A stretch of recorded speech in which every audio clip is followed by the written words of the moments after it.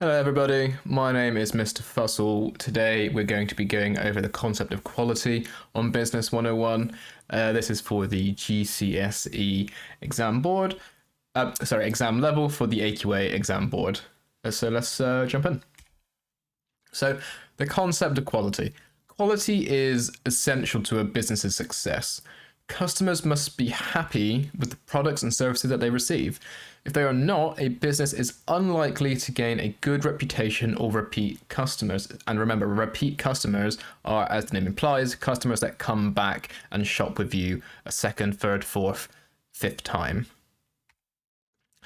So what are the consequences of issues with quality? So if a product or service is of good quality, it means that it is of a high standard. Quality can come from how well a product is made, the use of high quality raw materials, and ensuring that products will last a long time and work well. So, e.g., a watch should tell the time correctly and for a very long time. Post-sales service should also be of good quality. Businesses should deal with faults quickly and efficiently. Quality can also be demonstrated through having clean and tidy facilities or polite employees.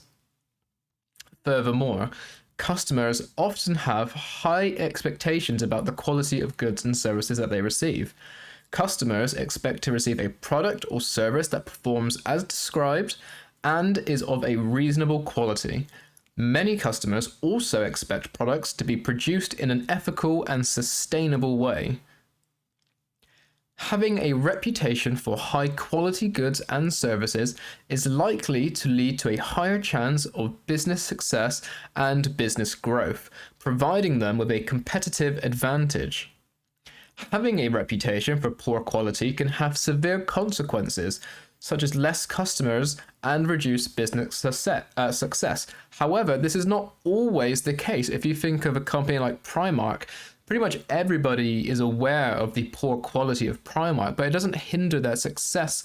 And that is for reasons specific to their business, in that they are a cheap and are advertised as a cheap clothing brand. So these kind of things are expected. So the impact of that low quality is lessened because it's actively and effectively marketed in that way. But this will not be the case for every brand, as not every brand operates in the cheaper side of the market. So let's go to managing quality now. So businesses have two ways of managing quality, that being quality control and quality assurance. I'm sure you've heard of both of those phrases in the past, but we're going to go over what they mean and what they entail now. So let's do quality control first. Quality control is the process of inspecting products and services to ensure that what customers receive is of a high standard. There are many different ways that businesses conduct quality control. For example, feedback. Feedback can take the form of customer questionnaires conducted either at the point of sale or electronically to ask about the service customers received from the business. Then there's factory inspectors. So these are often used at the end of production to ensure that products are of the required standard before they reach customers. For example, car manufacturers have a list of checks that they have to complete before cars are sent out. So doors must be correctly aligned, car mats must be present, and there must be no visible flaws in the paint. So these methods reduce the number of faulty or substandard products that reach customers. However, a disadvantage is that these methods only identify faults at the end of production, when they may be more expensive to fix than if they were found immediately. This is because the whole product may need to be removed and rebuilt in order to fix the fault. So now let's talk about quality assurance. So quality assurance is a process of carrying out quality checks at specific stages during the production process. So this ensures that faults and substandard products are found sooner rather than at the end of the production process. Quality assurance makes quality the responsibility of the employees involved in the production process. This can mean that businesses need to develop a good business culture where the attitudes and behaviors of employees within the business ensure that they are focused on producing high quality products. Businesses usually employ managers to oversee quality assurance. The managers also make employees aware of their quality responsibilities and what is expected of them from the business. Quality assurance process can be expensive for businesses, and often the added costs are reflected in what customers are charged in the end product. So let's quickly just summarize. Quality control focuses on identifying faulty goods, identifies and fixes problems and faults. Quality is the responsibility of one individual or a specific team of individuals, and the product is at the heart of quality control. Whereas quality assurance focuses on improving the production process, establishes a good system for quality management.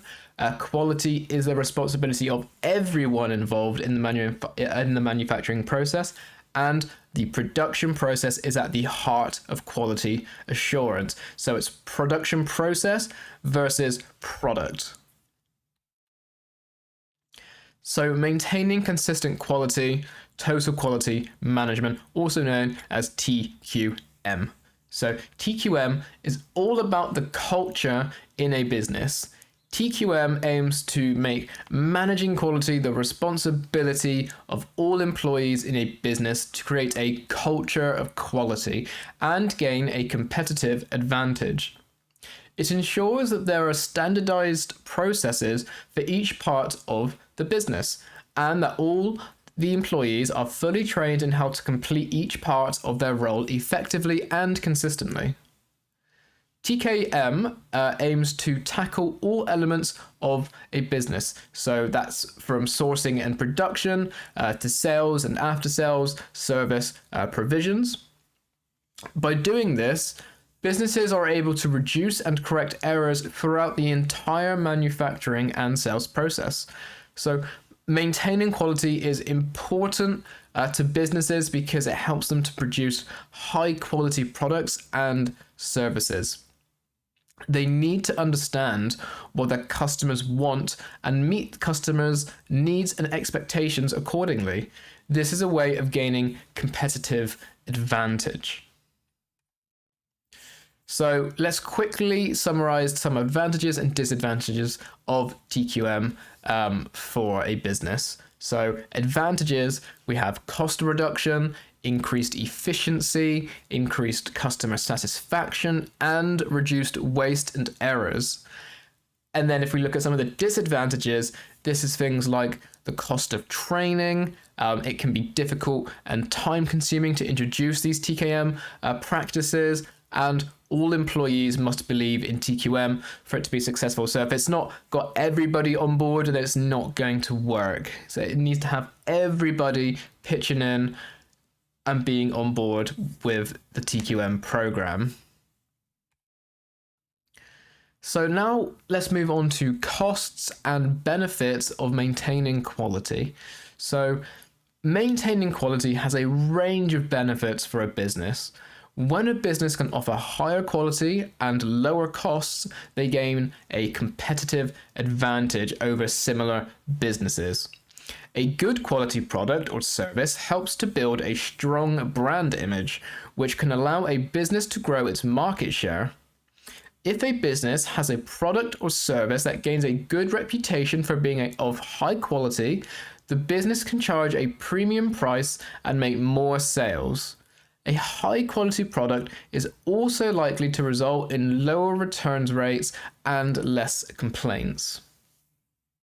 Maintaining quality is also important in relation to costs. So mistakes can be very expensive.